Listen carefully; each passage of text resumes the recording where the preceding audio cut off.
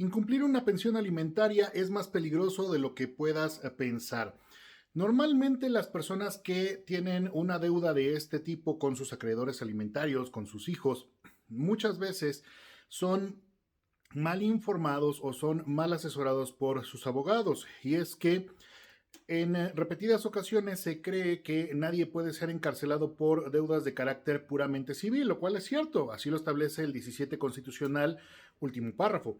Sin embargo, México ha tenido la firma de varios tratados internacionales que ahora observan la protección al interés superior del menor. ¿Esto qué significa? Vamos a pensar en un ejemplo práctico. Resulta que tenemos un procedimiento, un juicio por pensión alimentaria. Esto estamos hablando del orden civil. Desafortunadamente, al haber este incumplimiento, se te sentencia a cubrir un determinado número de salarios mínimos y además a garantizar también el cumplimiento de esta pensión.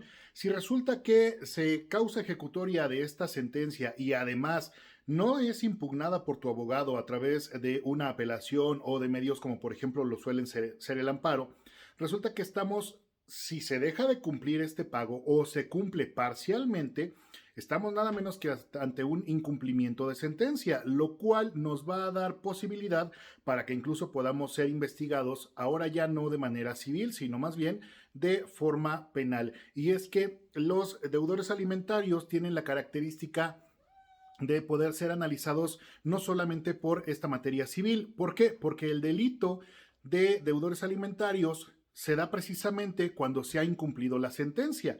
¿Cuál es la diferencia entre el ámbito penal y el ámbito familiar? Pues que en el ámbito penal, aunque nosotros digamos que no tenemos dinero y no nos pueden obligar a pagar, resulta que la norma penal sí establece una sanción privativa de libertad. Por ejemplo, en la Ciudad de México, esta sanción va de los 3 a los 5 años de prisión. Pero déjame platicarte un poco más allá. ¿Qué es lo que ocurre cuando nosotros comenzamos a ser investigados? Resulta que el Ministerio Público en determinado momento, para llamarte a esa investigación, resulta que él debe de posicionar todos los elementos que le puedan conducir para ejecutar la acción penal, para ejercitar la acción penal. Y en ese inter, él te va a hacer un llamado. Resulta que para estos llamados nosotros podemos, como defensa, en determinados momentos, podemos solicitar la aplicación de un mecanismo alternativo de solución de controversias, lo cual va a concluir en un convenio. Muchas veces se piensa que este convenio mata todo, que este convenio acaba con los problemas. ¿Por qué? Porque la deuda que se tenía desde el incumplimiento de la sentencia causa efectos, se paga y en ese momento se termina el problema. Eso es lo que la mayoría de las personas creen, pero no es así. El convenio, te repito, el delito de deudores alimentarios es de carácter permanente, lo cual significa que ese riesgo va a ser latente para los menores en tanto ellos no cumplan la mayoría de edad o determinado por la ley, sigan estudiando, por ejemplo, hasta los 24 años en la Ciudad de México.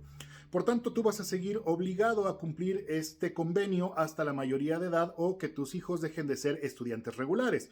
Y bueno, ¿qué pasa si firmas el convenio y después lo incumples? Lo que pasa es que el Ministerio Público va a ejecutar la revocación de ese convenio y entonces ahora sí vuelve a operar el delito, la prescripción para el delito de deudores alimentarios, pudiendo ahora incluso ya no llamarte, sino directamente requerirle a un juez de control la prisión preventiva justificada. Y entonces ahora sí estamos en un verdadero problema. Así que tengan mucho cuidado en este sentido, porque incluso, aun y cuando tú puedas llegar a ejecutar un convenio, si este convenio no le satisface al Ministerio Público, que en este caso es el garante de los derechos de ese menor, recuerda que están firmados también tratados internacionales que establecen el interés superior del menor. Si a ojos del Ministerio Público no está cubierta la garantía, entonces es muy posible que no se te otorgue ese convenio. Así que tengan mucho cuidado. Las pensiones alimentarias sí son de bastante interés particular, porque sí puedes incluso llegar a una situación de prisión preventiva justificada, ¿vale? Espero que esta información les sirva. De ser así, nos escuchamos la próxima.